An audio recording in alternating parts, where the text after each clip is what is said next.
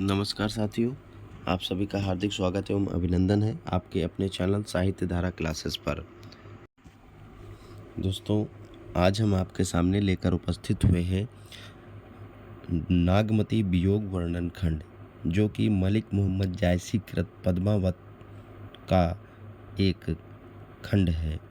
ऐसे तो उसमें खंड नहीं, 57 खंड किए गए हैं अध्ययन की सुविधा के अनुसार, लेकिन नागमती का जो वियोग वर्णन खंड है वह पद्मावत का मूल है। यदि नागमती को पद्मावत से हटा दिया जाए इस खंड को, तो हम उसकी पद्मावत की कल्पना भी नहीं कर सकते। तो दोस्तों, इससे पहले हमने मानसरोदक खंड के 8 भागों को विधिवत हमने करवा दिया है। अब हम आपके सामने इस श्रृंखला में लेकर उपस्थित हो रहे हैं नागमती वियोग वर्णन खंड, जिसके 6 छंद हमने करवा ही दिए हैं। बाकी आज हम जो आपके सामने लेकर उपस्थित हो रहे हैं वह है नागमती वियोग वर्णन खंड का छंद संख्या 7। तो आइए सर्वप्रथम हम इसका पाठ करते हैं, तत्पश्चात हम सरल शब्दों में इसकी व्याख्या को प्रस्तुत करेंगे और आशा करते हैं कि आप सभी को इससे बहुत लाभ मिलेगा और सरल शब्दों में और सरल भावार्थ को आप समझ सकेंगे। यह बहुत ही महत्वपूर्ण छंद है। बहुत महत्वपूर्ण छंद ही नहीं, अपितु पूरा का पूरा पद्मावत अर्थात जो नागमती वियोग वर्णन खंड आपके सभी के सिलेबस में लगा है वह भी बहुत ही महत्वपूर्ण है, क्योंकि इससे प्रायः एग्ज़ाम में क्वेश्चन बनते हैं और एक क्वेश्चन अगर गलत हो गया तो आप समझ रहे हैं कि रेस से बाहर हो जाएंगे।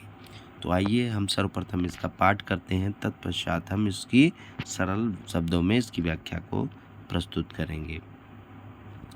लाग कुंवार नीर जग घटा, अबहु आव कंत तन लटा। तो ही देख प्यू पहुलह काया, उतरा चीत बहुर कर माया। चित्रा मीन मित्र मीन कर आवा, चित्रा मित्र मीन कर आवा। पपिहा पीव पुकारत पावा, हुआ अगस्त हस्तिगन गाजा। तुरय पलानी चढ़े रन राजा, स्वाति बूंद चातक मुख परे। समुद्र सीप मोती सब भरे, सरवर समर हंस चली आए। सारस कुरलहि खंजन दिखाए, भापर गास कास बन फूले। कंत न फिरह विदेसहि भूले, बिरह हस्त तन सालय। धाय करे चित चूर, बेग याव पिव बाजहु। गाजहु होय सदूर। तो आइए हम इसके संक्लिष्ट जो शब्द हैं उनको समझ लेते हैं। परगास, इसका अर्थ होता है प्रकाश। समरी का अर्थ होता है स्मरण। स्मरण अर्थात याद आना। स्वाति एक नक्षत्र होता है, अगस्त भी एक नक्षत्र होता है, चित्रा भी नक्षत्र होता है, मीन एक राशि होती है। पपीहा का मतलब तो आप समझते हैं, पपीहा। और ये कुंवार भी एक महीना होता है। और आगे देखते हैं, और आगे इसमें आपको दिखाई दे रहा होगा चातक एक पक्षी होता है। इसके बारे में कहा जाता है कि यह सिर्फ और सिर्फ स्वाति नक्षत्र में जो वर्षा होती है उसी का जल ग्रहण करता है। और समुद्र सीप, ये सीपी जिसमें मोती हमें प्राप्त होती हैं। सारस और खंजन एक पक्षी होता है। और बाकी आप सब कुछ जान ही रहे होंगे। आइए हम अब इसकी व्याख्या करते हैं। लाग कुंवार नीर जग घटा, अबहु आव कंत तन लटा। कह रहे हैं कि कुंवार का महीना लग चुका है और जो समस्त भूमंडल पे जो जल होता है वह धीरे धीरे अब घटने लगा है।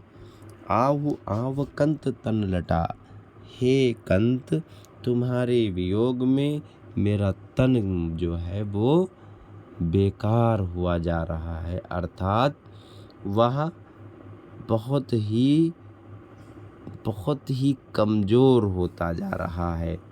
तो हे कंत, अब तो पृथ्वी का जो जल है, जो वर्षा के पश्चात जो कुंवार का महीना लगता है जिसमें धूप होती है, तो वो क्या है कि उसके कारण अब जो वर्षा का जल जो पृथ्वी पे था वह घटने लगा है। तो ही देख पिउ पहुले काया, उतरा चीत बहुर करुमाया। कवि कह रहा है कि तुझे देखकर मेरा यह शरीर फिर से पनप जाएगा। तो ही देखें पिउ पहुले काया, पहुले मतलब सुंदर हो जाएगा, फिर से अच्छा हो जाएगा, फिर से जो है पल्लवित हो जाएगा और हरा भरा हो जाएगा। और उतरा चीत बहुर कर माया, कवि कह रहा है कि मेरी ओर से उदासीन हो चुके अपने मन को फिर से उन्मुख कर और पहले जैसी प्रीति को प्राप्त कर। चित्रा मित्र मीन कर लावा, पपिहा पियू पुकारत पावा।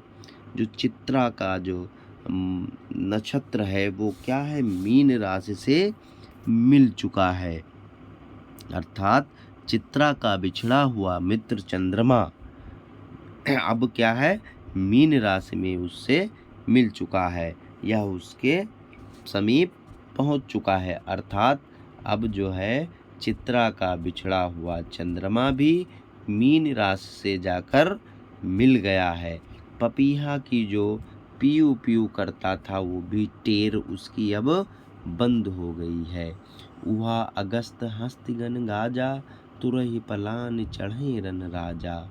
अगस्त अर्थात कवि कह रहा है कि अगस्त नक्षत्र जो क्या हुआ, उदित हो गया है और हस्त नक्षत्र के मेघ गरजने लगे हैं, अर्थात अब वर्षा ऋतु क्या है, समाप्ति की ओर है। तुरई पलानी चढ़े रन राजा, कवि कह रहा है कि अब राजागण जो कि वर्षा ऋतु के युद्ध में विराम ले लेते हैं, अब वो भी क्या करने लगे हैं, अपने घोड़ों की जीन कसकर रण क्षेत्र में जाने के लिए तैयार हो गए हैं, तैयार होने लगे हैं। किंतु मेरा प्रियतम अभी भी वापस नहीं आया है। चातक के मुख में कह रहे स्वाति बूंद चातक मुख परे, समुद्र सीप मोती सब भरे। कभी कह रहा है कि जो चातक पक्षी है उसके मुख में भी स्वाति की बूंद पहुंच गई है, जिससे उसकी भी प्यास मिट गई है, अर्थात स्वाति का जल और चातक से मिल चुका है। और समुद्र के अंदर सागर में जो सीपियां होती हैं उनके मुख में जो है स्वाति नक्षत्र का जल पहुंच चुका है, जिस कारण उसके अंदर वो सब मोती का रूप धारण कर चुके हैं, अर्थात सीपी को भी उसके स्वाति का जो जल है वो प्राप्त हो चुका है। सरवर संवरी हंस चली आए, सरवर कहते हैं एक तालाब को। तो तालाब जो जहाँ पे वो हंस रहते थे पहले, उसका स्मरण कर कर फिर से हंस उसी सरोवर में आ गए हैं और सारस कुरलहि खंजन दिखाए। और जो सारस पक्षी है वो भी यत्र तत्र हमें दिखाई देने लगे हैं और खंजन पक्षी भी दिखाई दे रहे हैं, किंतु मेरा प्रियतम अभी मुझे दिखाई नहीं पड़ रहा। भा पर गास कास बन फूले, कत न फिरे विदेश ही भूले। कवि कहता है कि प्रकाश, प्रकाश का अर्थ होता है प्रकाश, कि चारों ओर प्रकाश हो गया है और जो वनस्पतियां हैं वह सब फलने फूलने लगी हैं। कंत न फिरे विदेश है भूले, अर्थात मेरे जो कंत हैं, मेरे जो प्रियतम हैं, मेरे स्वामी हैं, वो अभी भी वापस फिर का मतलब वापस पुनः लौटकर अपने यहाँ राज्य में, अपने गांव को, अपने देश को नहीं आए हैं, वह विदेश में ही भुलाए हुए हैं। बिरह हस्त तन साले, धाय करे चित चूर। बेग याव पिहु बाजहु, गाजहु होय सुदूर। कवि कहता है कि विरह रूपी जो हाथी है वो क्या है, अब अत्यंत ही उग्र होकर मुझे परेशान करने लगा है, मुझे परेशान कर रहा है या प्रताड़ित कर रहा है और अपने आक्रामक आघात से मेरे तन मन को चूर अर्थात नष्ट भ्रष्ट या तोड़ फोड़ मचाए हुए है, तोड़ फोड़ देना चाहता है। हे मेरे प्रिय, हे मेरे प्रियतम, आप बहुत जल्द आकर मेरी रक्षा करें। आप जब आएं तो सिंह की तरह गर्जना करें, जिससे कि वह हाथी डरकर भाग जाए और मैं इस भयानक आघात से बच सकूं। साथियों, आशा है कि आप सभी को इस 7वें छंद की व्याख्या सरलता से समझ में आई होगी। यदि कहीं पे कोई त्रुटि है तो उसे कृपया टिप्पणी के द्वारा, कमेंट के द्वारा हमें ज़रूर बताएं और जहाँ पे कोई असुविधा लग रही है, जहाँ पे कोई संशय है तो कृपया उस संशय को अपनी टिप्पणी के रूप में हमारे इनबॉक्स में पहुँचाएं।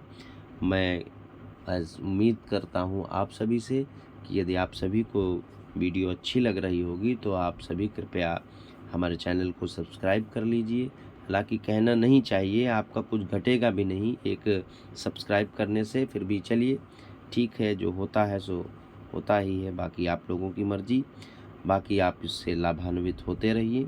देखिए, मैं धीरे धीरे कोशिश करके जो यूनिक चीज़ें हैं, जो यूनिक सब विषय हैं उनको मैं लाने का प्रयास करता हूँ, जो कहीं पे प्रमाणिक तौर पर हमें उसकी व्याख्याएं देखने को नहीं मिलती। जब तक कोई ऑथेंटिक स्रोत नहीं होता है तब तक फिर हम उस पर विश्वास भी नहीं कर सकते। अतः आप लोग देखिए इसको, अगर अच्छा लगता है तो लाइक करिए, शेयर करिए। Thank you for watching.